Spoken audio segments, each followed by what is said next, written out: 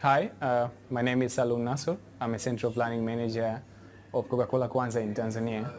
Coca-Cola Kwanza is one of the CCBA debottlers and is one of the most organized companies in terms of planning and executions. But internally, we knew we were very much struggling with overage of stock outs, and we were doing planning based on the forecast. And we know forecasts are always inaccurate. So doing away the forecast inaccuracies, we decided to move into the DDMRP, I think in March last year, 2018.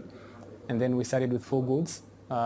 We did so well there, which gave us hope to now go into the raw material planning using the DDMRP. And I think we started in July, and between July and December last year, we almost cut down 30% of the working capital inventories. I think one of the benefits operation-wise is it simplifies the planner's job on day-to-day basis because it takes away the debate away from the discussions and the decisions, because you always sit with the executors of the plan and you say, why do you plan it like that and why do you want it executed like that? So it takes that debate away from the discussion.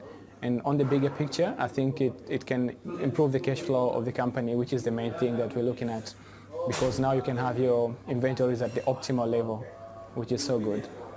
I think one of the challenges that we can talk about is the stakeholders buy-in, because they're used to doing things one way and for so long. So you need to explain before that, give a bit of education there, which we did very well. I think every company needs to do that.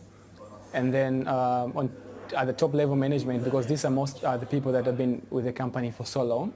So these are the guys that you need to have like change of management, because they're used to doing something a certain way for so long. So I think that would be a challenge for any company moving into DDMRP. Otherwise, it's the way to go.